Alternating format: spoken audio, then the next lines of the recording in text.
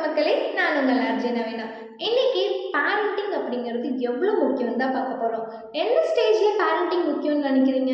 என்னை பொறுத்த வரைக்கும் அந்த 10 to 20 இயர்ஸ், அதாவது சைல்ட்ஹுட்லேருந்து அடல்ட்ஹுட் ஷிஃப்ட் ஆகிற ஸ்டேஜ், அந்த இன் பிட்வீன் இருக்க டீனேஜ் அடலசன்ட் ஸ்டேஜில் தான் வந்துட்டு பேரண்டிங் வந்து ரொம்ப முக்கியம்னு நான் நம்புகிறேன். ஏன்னா ஒரு குழந்தை ஃபிசிக்கலாக, மென்டலாக, எமோஷ்னலாக, சோஷியலாக நிறைய டெவலப் ஆகுறது அந்த ஸ்டேஜில் தான். அந்த ஸ்டேஜில் நம்ம பிரெயினில் ஏகப்பட்ட ஹார்மோன்ஸ் செக்ரீட் ஆகும்னு சொல்கிறாங்க.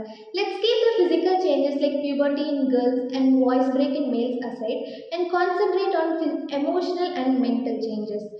ஃபார் எக்ஸாம்பிள், நம்ம பிரெயினில் வந்துட்டு ப்ரீஃப்ரண்டல் லோப்ஸ் அண்ட் அமிக்டலான் 2 ஆர்கன் இருக்குது. அது இந்த ஸ்டேஜில் தான் டெவலப் அண்ட் மெச்சூர் ஆக ஆரம்பிக்குமா. இந்த ப்ரீஃப்ரண்டல் லோப்ஸ் என்ன பண்ணணும்னா, நம்மளோட திங்கிங் எபிலிட்டி, ஒரு விஷயம் நடந்தால் எது நல்லது எது கெட்டது அப்படின்னு நம்ம யோசிக்கிற திறன் வந்துட்டு இந்த ப்ரீஃப்ரண்டல் லோப்ஸ் கொடுக்குமா. ஆனால் இந்த அமிக்டலான் என்ன பண்ணுன்னா, நம்மளை யோசிக்கவே விடாதான். நிறைய எமோஷன்ஸ் டக்குன்னு முடிவெடுக்க சொல்லுமா. எது கரெக்டு எது தப்புங்கிற யோசிக்கிற டைம் கொடுக்காம அதை அவுட் ஆஃப் கண்ட்ரோலாக ரியாக்ட் பண்ண வைக்கிறது தான் இந்த அமிக்டலா.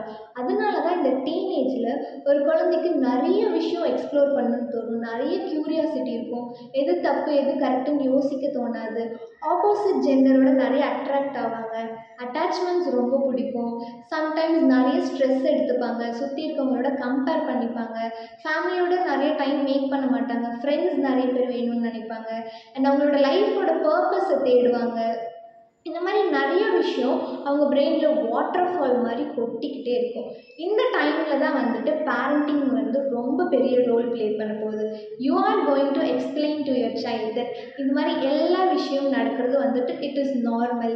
இதுலேருந்து நம்ம கற்றுக்கிட்டு அண்டர்ஸ்டாண்ட் பண்ணிட்டு தான் நம்ம லைஃப்பை லீட் பண்ண போகிறோன்ட்டு ஒரு ப்ராப்பரான ஒரு எக்ஸ்ப்ளனேஷன் வந்துட்டு இந்த ஸ்டேஜ் ஆஃப் லைஃப்பில் வந்துட்டு எல்லா குழந்தைக்குமே தேவை. So at this stage try to comfort them instead of comparing and controlling. Try to listen them instead of lecturing. So இந்த ஸ்டேஜில் அவங்களுக்கான ஃப்ரீடம், அவங்களுக்கான ஸ்பேஸ், அவங்களுக்கான டைமை கொடுக்க பாருங்கள். ஏன்னா அப்போ தான் அவங்க வந்துட்டு அவங்க லைஃப்பில் என்ன நடந்தாலும், தப்பே செஞ்சாலும் உங்ககிட்ட சொல்கிற அளவுக்கான ஸ்பேஸை நீங்கள் கொடுத்துட்டிங்கன்னா தட்ஸ் இட், யூ ஹவ் வான். இந்த 10 to 20 அப்படிங்கிற ஸ்டேஜை பர்ஃபெக்டாக ஹேண்டில் பண்ணிட்டீங்கன்னா your child is on the way and will rock in their life. So as a girl turning 21 this year, I would insist the parents to embrace their children's journey from the shift towards the childhood to the adulthood. Thank you.